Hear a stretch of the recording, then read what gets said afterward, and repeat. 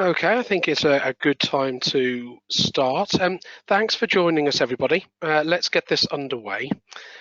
Just so that you know that you're in the right place today, the webinar is called SAP Customers and the GDPR. I'm Kevin Arrowsmith from Turnkey, and I'll be your host today. Hopefully you've attended one of our webinars before, but if anyone is new to Turnkey, we help SAP customers worldwide manage business risk and specialize in areas such as governance, risk and compliance, identity management, application security, and cybersecurity.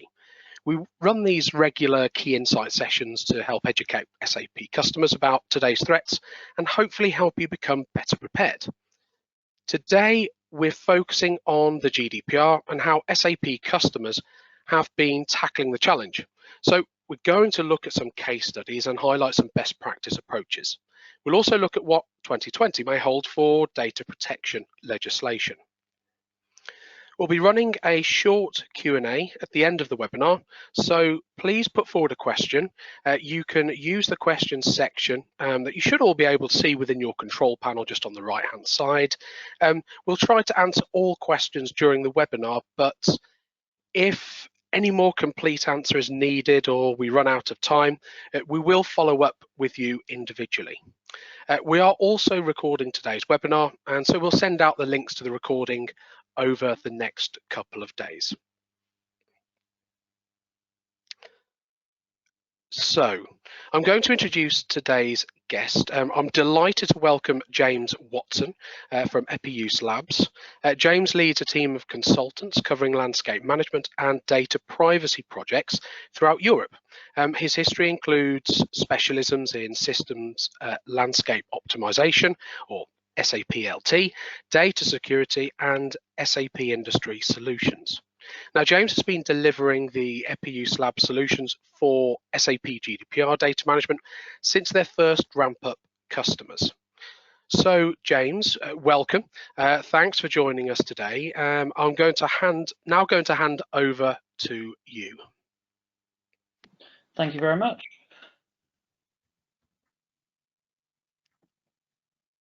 All right, perfect. So, good afternoon, everybody. As mentioned, I work for Epiuse Labs. So for anybody that has not heard of our company, very briefly, we're a software engineering branch of Epiuse, and we are specifically catered for delivering around data management, landscape management, and security of data within the SAP environment. There's a few key facts and figures around the company on the screen there. I'm not going to spend too much time with this, because obviously we're far more interested in what we're delivering to our customers at the moment and the lessons that we've learned from that. So in terms of that, we've had a few different security risks that have been highlighted over time.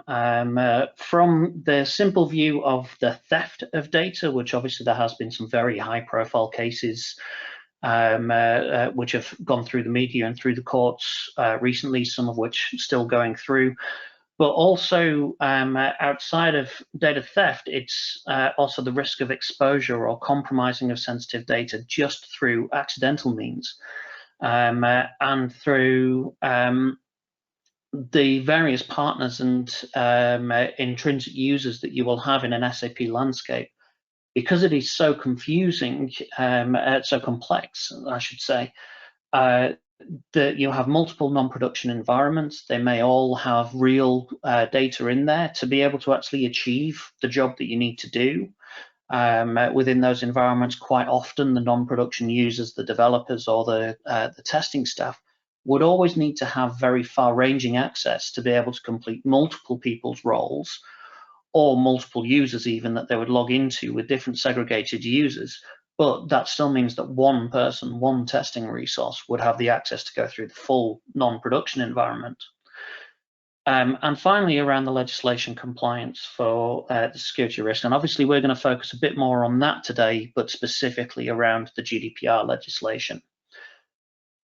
But initially, we wanted to be able to perform a very short poll with you that are in attendance to say, from your security audits already and the risks that you're trying to manage, which of these key topics are the ones that you're most concerned about?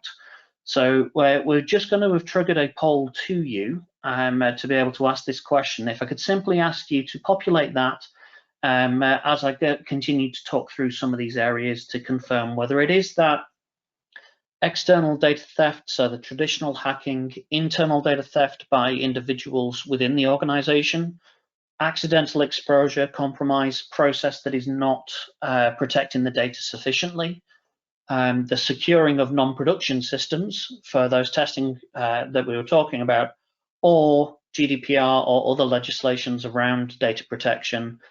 I'd also be interested to if you have a lot of issues around those legislations for where they don't actually meld together in deciding which one wins. So to give you an example, within certain industries, there are billing codes of practice that insist you keep data for a certain period of time. Or for employees, there's the HMRC rules that you must keep data for that amount of time. But then GDPR is saying that you must remove that data as soon as a person says that you have no legal right to hold it. So comparing and balancing all of those legislations can become very challenging. So it'd be very interesting to see what you wanted to,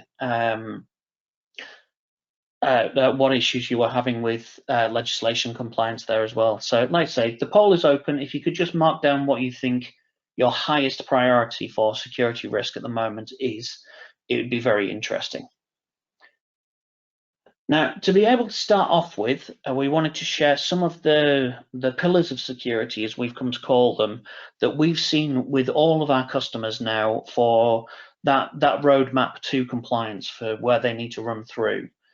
And it always starts off, as you would expect, with the impact and risk assessment. Obviously, that is exactly what you would expect it to be able to understand what impacts and risks you've got. So thinking about those security risks from the previous slide, which are the priority, what are the impacts, and how are we going to manage them? The next thing you'd want to understand is your landscape architecture. Now, today, of course, we are focusing on SAP, but everybody has multiple landscapes or multiple architectures within their landscape, and potentially multiple landscapes as well. One of the examples I'm going to talk through today does run that model of multiple landscapes within their full environment. So understanding where you've got the data.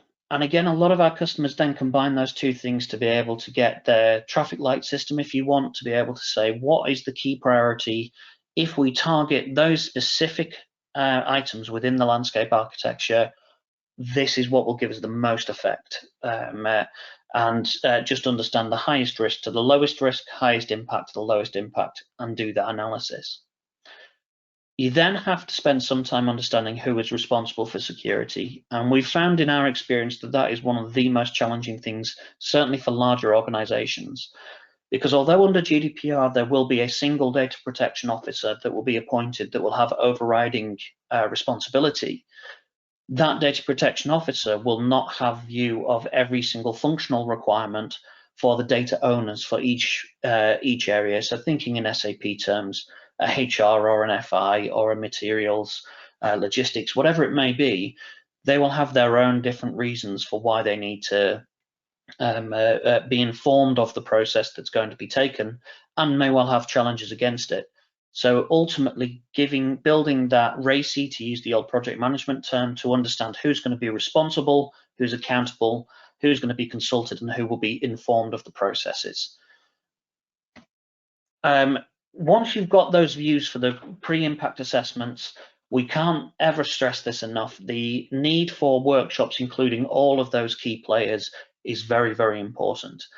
You do not want to get 3 months into a delivery of a solution that's going to try and manage SAP data for a GDPR compliance to then have somebody bring a showstopper or an issue to the fore. You want to identify that as early as possible and make sure that it is brought into the environment that we're going to complete, into the documentation for the work that's going to be completed.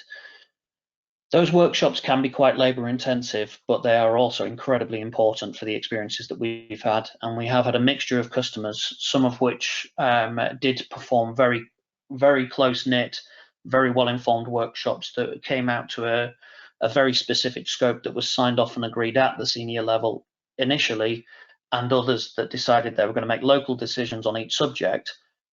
One of those took an awful lot longer than the others. I'm sure you can imagine which one, to be able to get to a final solution. So from that workshop and clear documentation, you've got an understanding of your problem, and that's the view that you as a business have developed. However, you also want to make sure that you involve your auditors, other third parties that can assist, such as Turnkey or ourselves that do have these sort of experiences with multiple customers. We might be able to help you think of new ways and different ways of thinking about these problems. I've had a few interesting conversations with data protection officers because GDPR is not absolutely prescriptive. It does not say this is personally identifiable information, this is what you must handle. It says you must handle personally identifiable information in certain ways. So with that in mind, get the expertise that you need to be able to get you to where you need to be, and your auditors and third parties are a very good place to expand that knowledge. The next thing to consider is around technology versus process. We have a lot of conversations around technology. Obviously, we are a technology firm, so that sort of makes sense. But a lot of customers leave the view of the processes as almost an afterthought. They need to be embedded from the very first go. And the simple example that I often use is just around a paper management process within an office. So I did spend some time working on a call center in my youth, and at that stage I would keep a notebook that I was jotting everybody's details down onto: names, addresses, telephone numbers, even bank details if they were creating direct debits. Everything was getting noted down, so then during after work I would actually complete it within the systems that we were using. That piece of paper is a GDPR risk in and of itself, and I did used to just pick up that notebook, put it in my bag and wander off and take it home with me and bring it back the next day. In terms of that business process, that would be a clear breach of GDPR within the process that we're in if an issue actually came from it. However, it would be a fairly simple process to ensure that those notepads were always mandatorily kept within the office, or they're scrapped and an electronic version is used, or whatever it might be, so that it can be more easily managed. So once you've got that understanding of your process, you've got that understanding of the issues coming out of the workshops and the clear documentation, you've spoken with audit, you're then in a position to really roadmap your security plan. Make those prioritizations based on impact and risk, and pull that through into an overriding plan and roadmap, as it mentions. At that point is the best point to then go and find the right technical support, process support, management development support.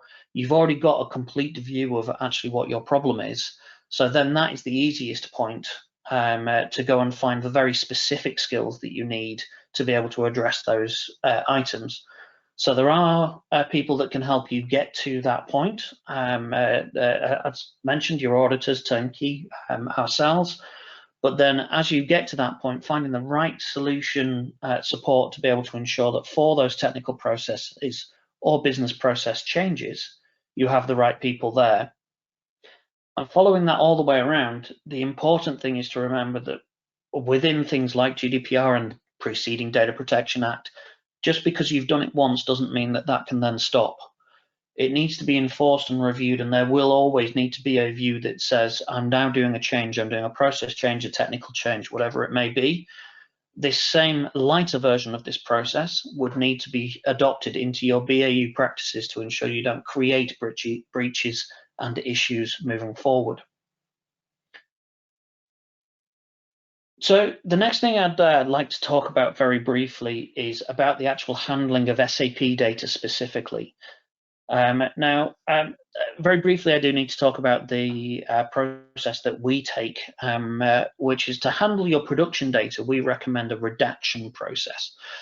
And what we mean by that is by selecting specifically only the personally identifiable information for an SAP object and targetingly removing that but leaving the overall record there. So you would still have a view of your employees, what gender they were and what dates they worked for you, but you wouldn't know who the employee was, what their bank details were, where they lived, etc.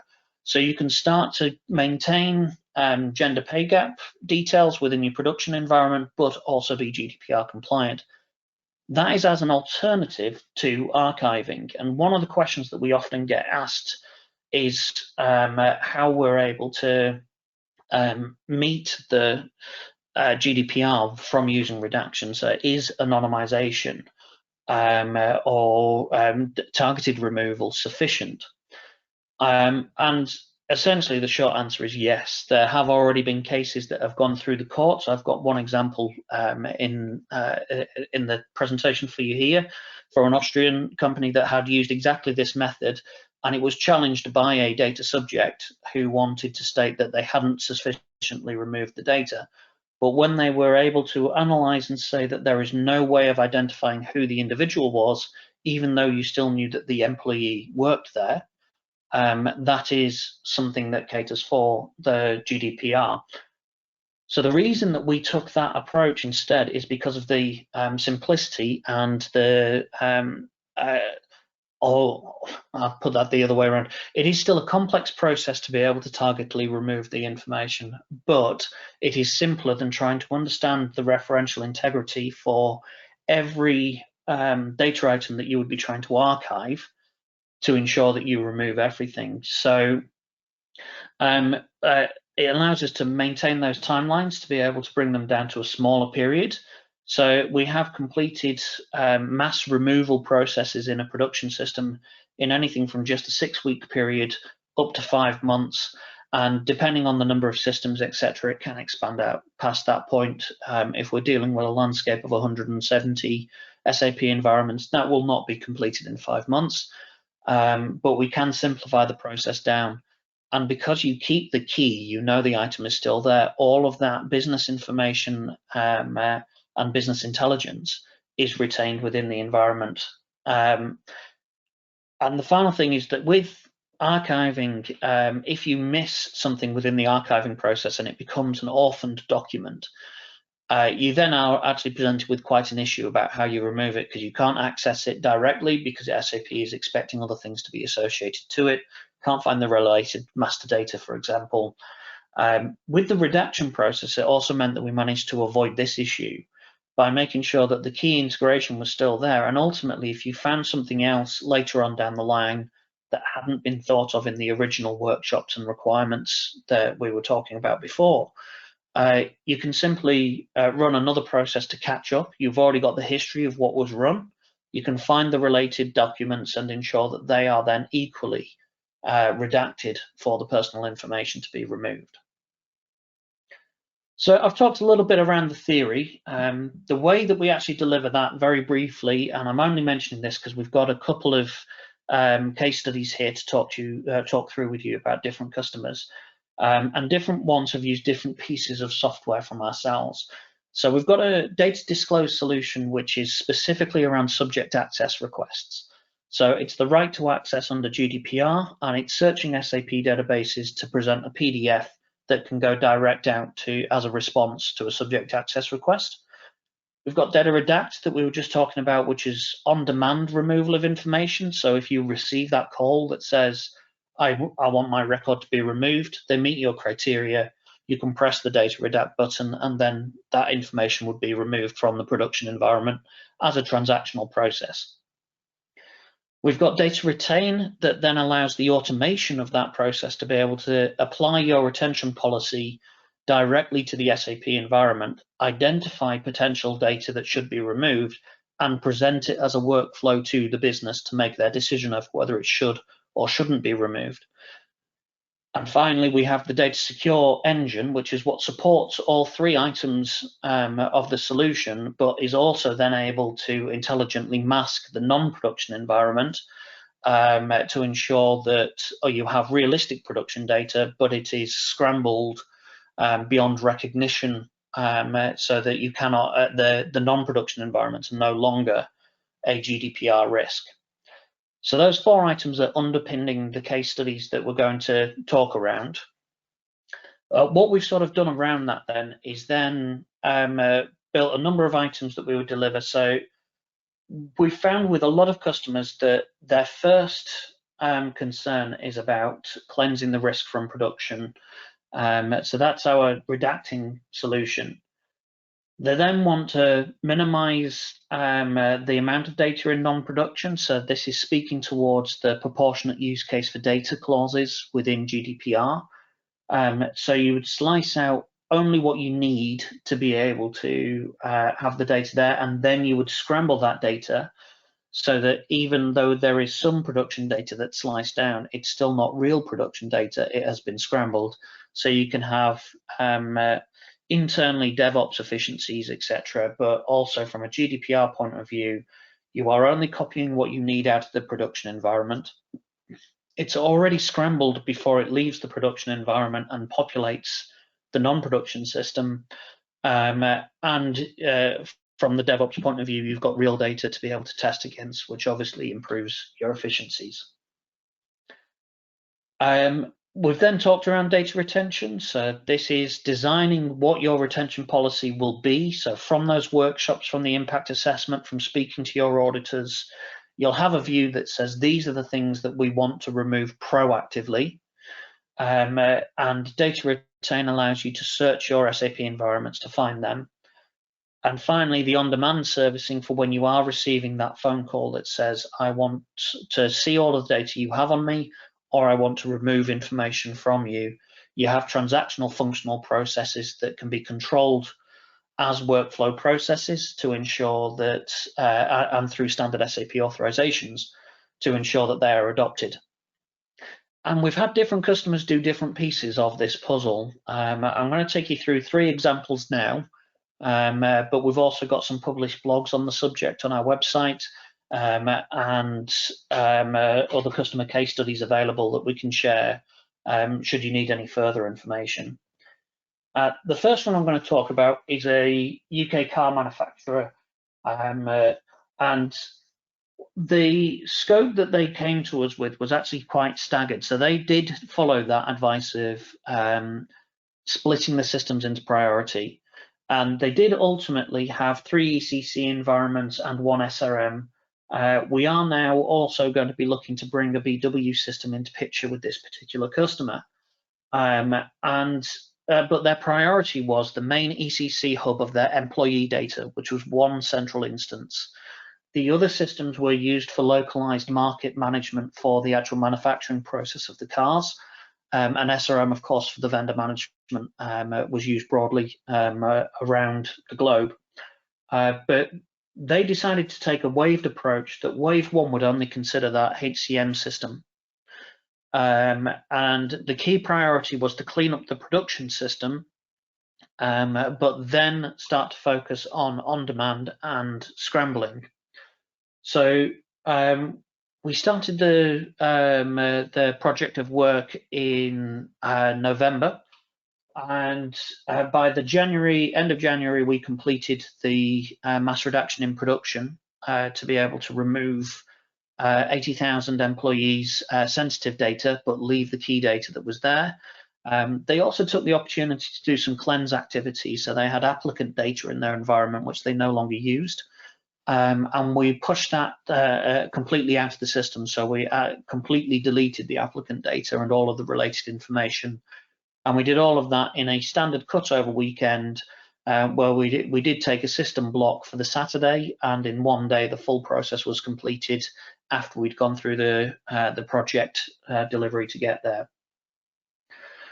Once we'd completed that secure mass removal, it was at that point that we then brought the SRM and the other ECCs into scope, and they decided that they wished to do the mass process on those first, and then deliver a consistent scrambling solution for non-production. So essentially, we ended up with all 3 ECCs and 1 SRM to be productively removed of information that they had deemed as sensitive from their analysis. We then used the scrambling engine to scramble their non-production environment. We've then delivered the data disclose solution. So this was searching all three of the ECCs and the SRM environment, that they could receive one call and say, I need to search for employee John Smith. They would enter those search criteria and they would get a PDF response with those details. One of the challenges that we did have was around SRM and ECC and the integration for the vendors. This customer had unfortunately not used the typical replication that we'd come across previously. And we had to build a custom integration between the two environments to be able to get it to consistently identify and redact within production for the removal of data. So as part of the implementation, we did complete the custom build to deliver those items. But from that, we were then able to actually educate the teams at the far side of how those systems were interrelated. They initially hadn't realized that they were so closely interrelated, and the employee data from ECC would be in SRM as a vendor. So through those workshopping processes, we were able to bring them on the journey to be able to understand where those things were. And that's where including the right support functions can be very important to a GDPR project. So after we delivered the applications, we have now just completed the delivery of the data retain functionality, which will allow a report that has gone to the functional employee business, the HCM business, where they will be able to execute this report. They then receive a workflow item that states, these are the employees that meet the criteria that have been set, and they get the final approval to say yes or no. One of the other things that's interesting to mention for this particular customer was that they also had a unique requirement for a legal hold, where they would make a decision to say, I cannot process this particular individual. So to do that, again, we created a custom solution, but we've embedded that into the solutions that we now offer. So the same as the other players within the security industry, we are learning from multiple customers so that our new customers can actually inherit that information. So those support partners can become very, very important. The second case study I'd like to talk about is slightly different. This was RWE Energy, who are better known as Empower in the UK as a utility provider. They had a slightly different approach. Their key concern was around the on-demand deliverance of data for their DevOps cycle and ensuring that that was scrambled first. So we built the solution around that to be able to ensure that they could choose individual accounts, copy those back to their non-production environment, but before the data left production, it would already be scrambled. And therefore, they knew they had they didn't have to worry about the non-production risk. But they then did have the on-demand risk. As you can imagine, for a utility, there's a large number of business partners within that community that are real, actual people living in properties. The same as retailers often have a huge number of customers associated to their environments. So they can receive quite a large amount of data requests for subject access or for data removal. So they were then concerned about those on-demand items. And finally, they were then wanted to look at the data retention piece again within the utilities to be able to identify those customers that should be removed and make sure that they were generated correctly. That process has then identified so far around about 1 million business partners. And ultimately, they asked us to provide the service because there were so many processes, so many individuals that needed to be processed there. We're now actually delivering that as a service to clean up those environments and complete it for them. But as opposed to the previous case study, we've actually delivered this during online day processing. It's just purely from a risk management point of view that they asked us as product and software owners to take the responsibility for the removal. So the important thing to understand is that there are very many different ways of approaching a GDPR project. and each one will have different flavors. And if you have the right support wrapped around you, you can flex the solutions to be able to meet that roadmap that I first spoke about in different ways. The final case study that I'm going to mention briefly is a UK pharmaceutical company. And this is the customer that had the separated environment. So as opposed to the other two that had integrated ECCs and SRMs, this particular customer has different SAP ECC instances for different regions around the world, and they have a complete landscape to go with each. And they needed to, their main concern initially was around having an on-demand response. So being able to report back to the auditors, to the ICO, and whoever might be required in all of the various regions, that they have a response that if they receive a request under GDPR, they can meet it. Conversations are continuing about whether we're then going to do additional work to do some clearance and non-production scrambling and slicing and everything else there. But their priority one on their roadmap was about delivering those on-demand functions to the functional business and getting those up and running. So again, that was completed in a nice tight time frame that was delivered through, and we're about to take on another 3 systems at this stage to be able to push those through for the Latin Americas and a couple of other regions. The thing that we found very interesting about this customer is they are expecting the regulation of this type to be adopted in further places, depending on how closely you're following. Obviously, we've seen things at California state level that have already come in. GDPR type legislation is being reviewed under the Greens as part of Australia. We've had other items come out in other regions in the States that it isn't quite at Senate level yet, but it's starting to gain momentum. This particular customer is seeing that coming down the line and saying, well, I'd rather be ahead of the game and have the same solution for my global business and have it in place before it comes to fruition.